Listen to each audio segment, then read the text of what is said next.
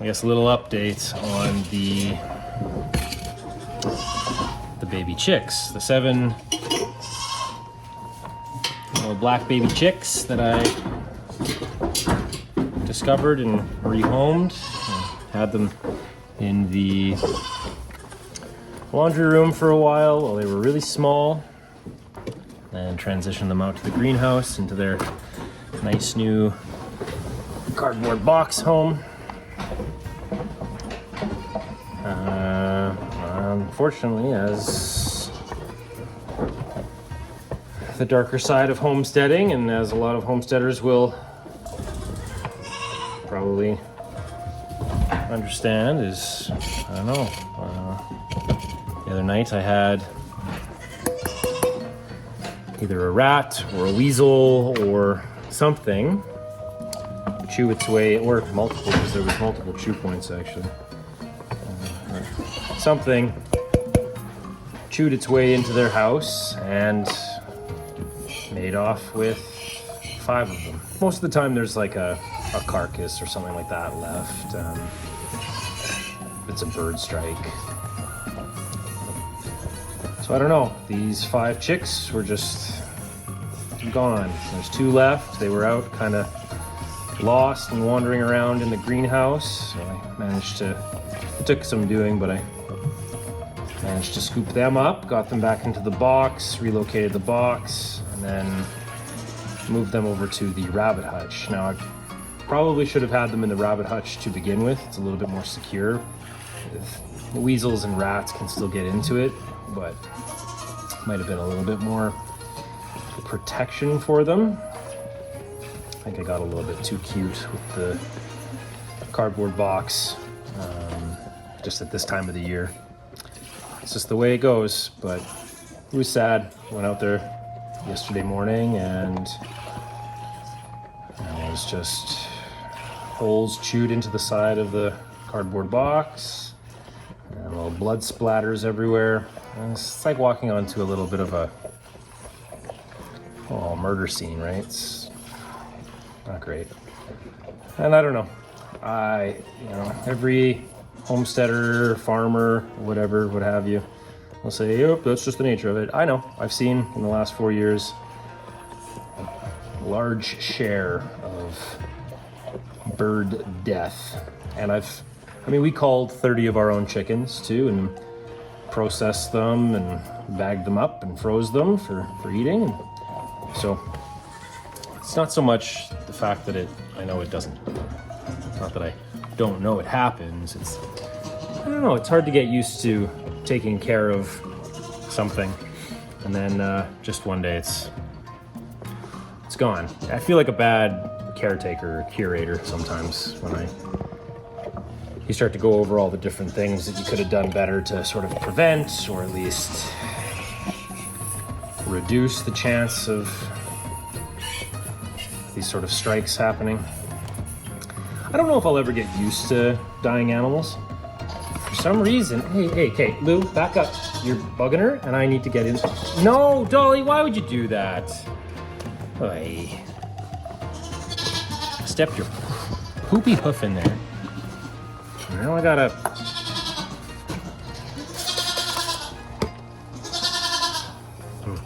These are the things that happen. I get yapping and then Dolly, you're staying in there. Luther, get back. Get back. I like your friendliness. I don't want your face all the time though, okay? We've had a lot of different little baby animals pass away on the farm, baby piglets that we've tried to bottle feed and syringe feed, and kid goats that we've tried to keep alive and whatnot. And okay, Dolly. Well, now I'm gonna hobble you. See, now I gotta hold her hoof. I gotta hold her leg because she's kicking. She's gonna kick Lou right in the dome. But we're not quite done milking, lady. So just chill. Lou's gonna clean your foot, okay? It's not a great way to start your morning, right? The weasel's already gone. What do? Lay traps? I don't know. Maybe. It's hard. Okay, all right. You're done. I'm done with your kicking. I don't want to deal with that right now, okay? I know at some point, maybe, you know, when you're 7 or 8 years in, or 10 years, or whatever. Get. Okay. Hey, no, sit. Good. Lay down. Lay down. Lay down. All the way. Good go. Good down. We're working on it. Maybe after, you know, 8 or some years, or after a little bit more time has elapsed. Who knows? Maybe I'll get used to it and get a little bit more callous and stuff, but I don't know. I don't really know if I want to. I should take care of these animals, especially over the years. You see some come and go, you look after them, they get old, some of them pass away. I don't know if I ever really wanted to develop a callousness towards it. I think I would rather feel the full range of emotions, from just complete joy to absolute sorrow. I don't know. I say that now. Maybe it becomes too much. Maybe it is what it is, but it is what it is. Maybe it'll always be this way. Maybe it'll change. Stephanie, here's the thing. Stephanie did warn me. She's like, it's not a good time of year. We're not prepared to have these chicks. We should see if somebody wants to buy them. And I was like, no, I can do this. It's fine. I'll take care of them. And for weeks they were. Everything was going well. And I was like, this is pleasantly, surprisingly pleasant taking care of these little 7. Hey, get your schnoz out of there. Every life is precious. And I understand that Kate Lou, you can have that spilt milk when we're done. If it's illness or development issues, that's one thing, but if there's like a predator strike and I was able to prevent it but failed to do so, yeah, that, I don't know. I just feel shitty. Feels low for a bit.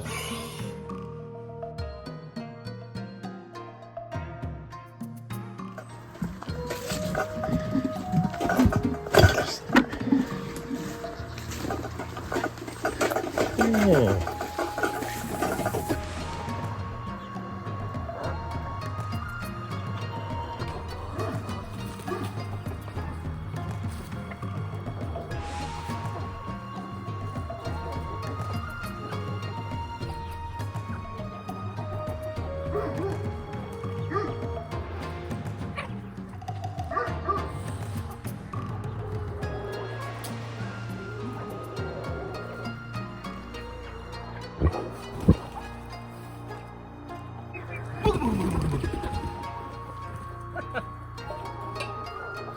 Saw that on Instagram.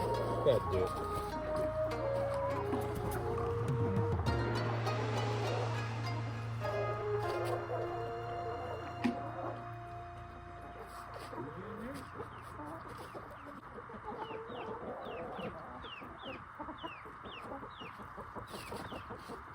No way.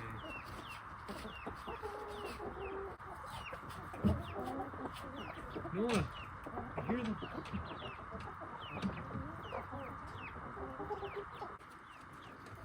Lost another one?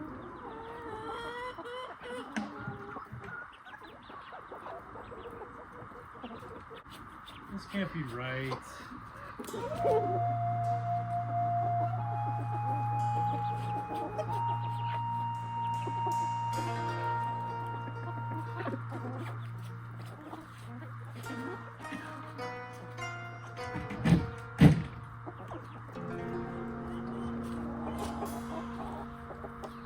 Another chick, Noah. And a ton of eggs.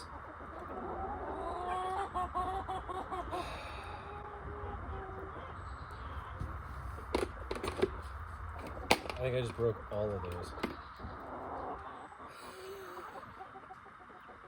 Unbelievable. Unbelievable.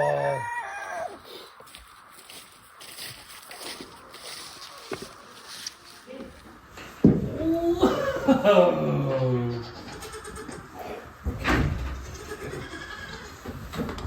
Ready? I'm gonna put your hood up because it's a little chilly this morning. Ready?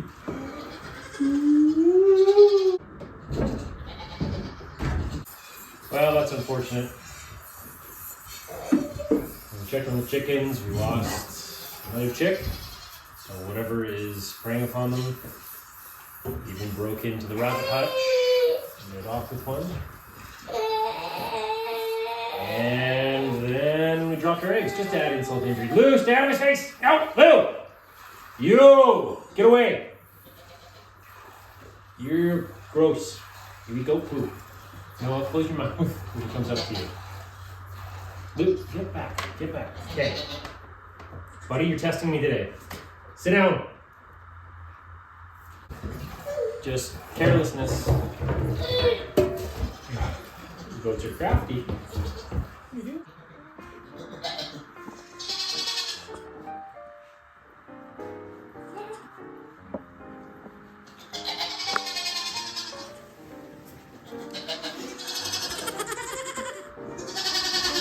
Gently more. Hey, hey, hey. Right back. Get back, get back, get back, get back.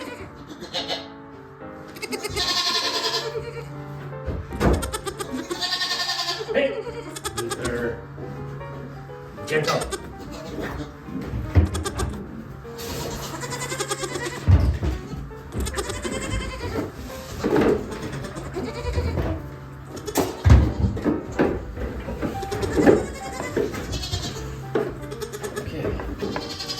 Alright, Snazzy. Come on, Snaz. Cool, we gotta move it up. Taking the egg bucket. That's... Hi, Crib. Hi, baby. Hi, baby.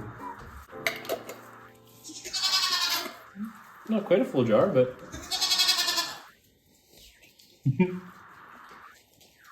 Still really cool. I don't know. It's been months and months of this, but still really cool to hold raw milk in your hand from your own goats.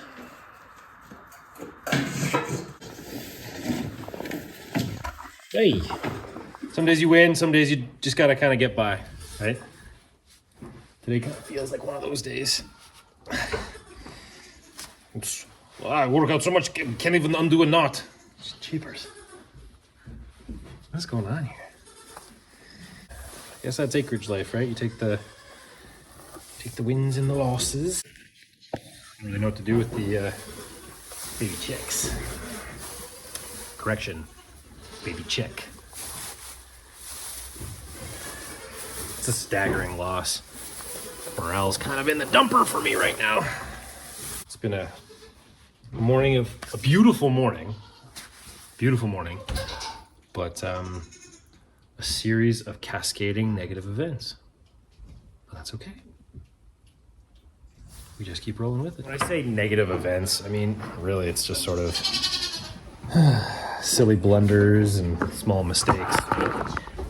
It's just full of ups and downs, just like it is, and you can't let even a series of events, misfortunate or otherwise, color your entire day. There's no point. So you can like wallow in the shit, or you can just sort of take it and keep going. I don't know. The farm and the animals are definitely, they definitely push you. Like this goofball right here. Lou, what are you doing? You stealing hay? No doubt I'm reminding you that you have to take hay to the other goats. Right. The other goats. The other goats, yeah? You guys need some hay, yeah? Okay. Hey. Oh, drag it back. Series of silly events. What are you gonna do? Cry about it? Maybe. Hit back. Hi, Dolly. Oh gosh, rampage. Hey, let me get it in the feeder first. Nope, I don't want to eat the string. You would though, wouldn't you? wood string. Good enough for today? Woo! Sorry guys. Now you might ask, why is there two locks on a barn door? Especially one of these cute little hotel things. Well, it's because goats are crazy. Always feels like a scene from In the Heights whenever I chuck the bucket. Feel like an old, productive Cuban lady. That's racist. Is it racist? No, I'm an actor. I'm allowed to. Jury's still out on that one. Oh, Lou, don't drink that. They pooped in that. No, no. What am I talking about? Goats. I don't get it. Like, just poop in this water. I mean, do you poop in your water glass and go, yeah, this is a great place for this? I'm gonna do that here. No, don't drink it. Guy. It's chaos and anarchy sometimes.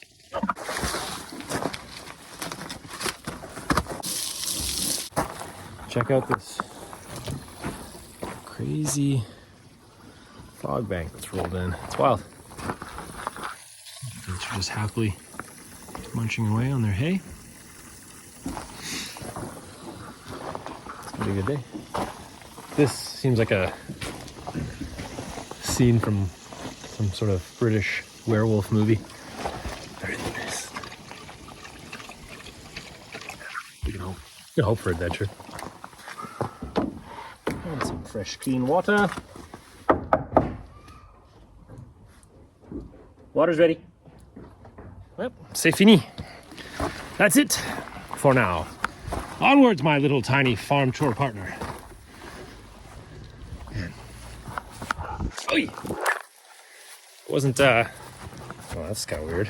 Ooh. You gotta master the selfie stick. I don't have that skill yet. To upgrade it. If we didn't have to get Noah down for a nap, it would be a great time for a walk. It's very spooky. But all the hood calls, and we must answer. Whoa, stroller.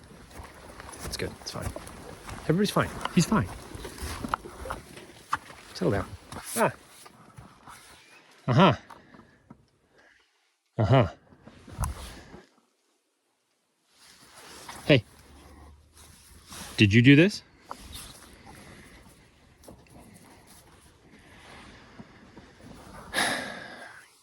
So I guess I have a gate to repair as well today. Uh-huh. Dog walk yesterday. You felt like you'd have to break stuff.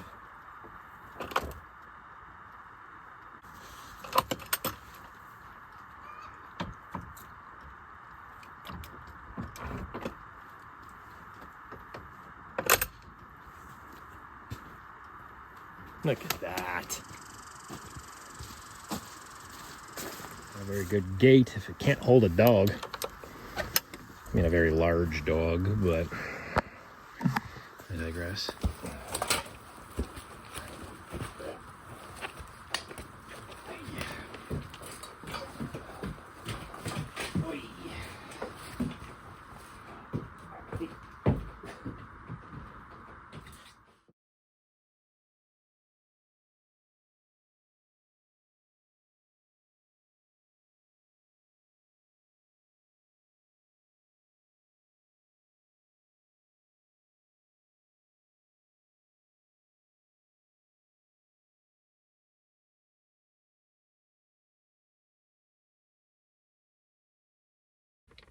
I'm not even really certain where to begin with this one. Trying to be a shepherd or a goat herder or a chicken tender.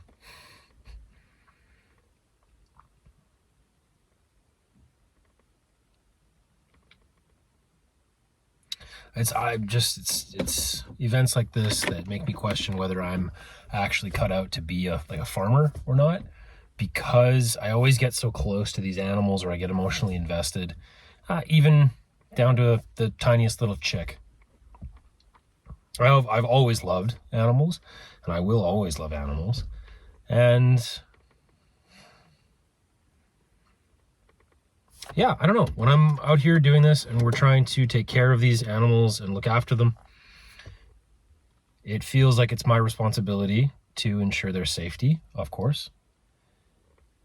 And when I fail, it sucks. And I should have taken better care of those chicks. I know better. We've done this in the past and we've had this happen in the past. Not to this extent, though. This is in 4 years. This has been the first like really aggressive predator year. Skunks, and now coyotes, ravens. We've had the odd hawk strike and that kind of thing, and we've lost chickens and birds to that, but I've never had a batch of chicks that I found the way I did, like rescuing them and keeping them in the bucket.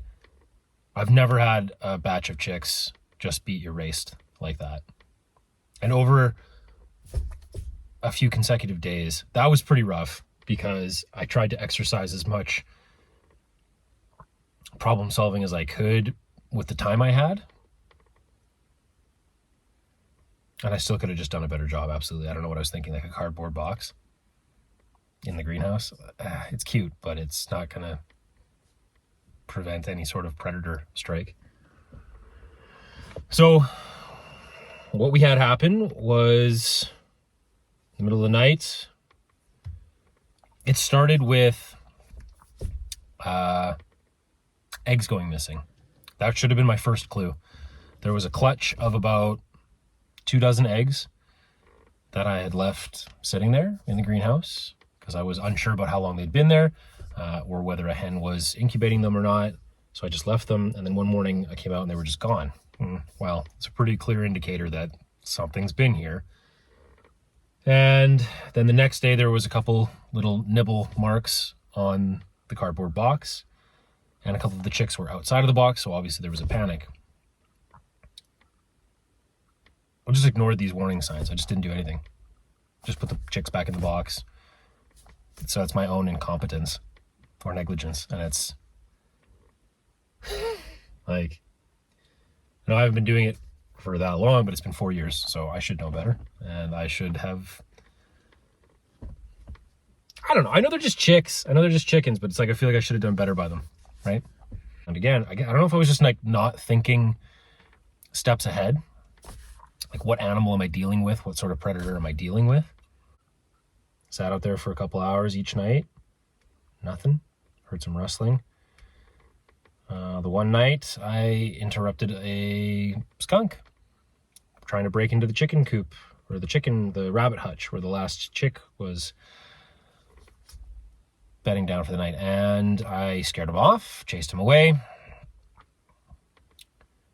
Those nasty little buggers. He like turned and reared at me and hissed at me, and I didn't get sprayed. He didn't lift the tail or anything like that, but him and I were both sort of, whoa, caught in each other's headlights.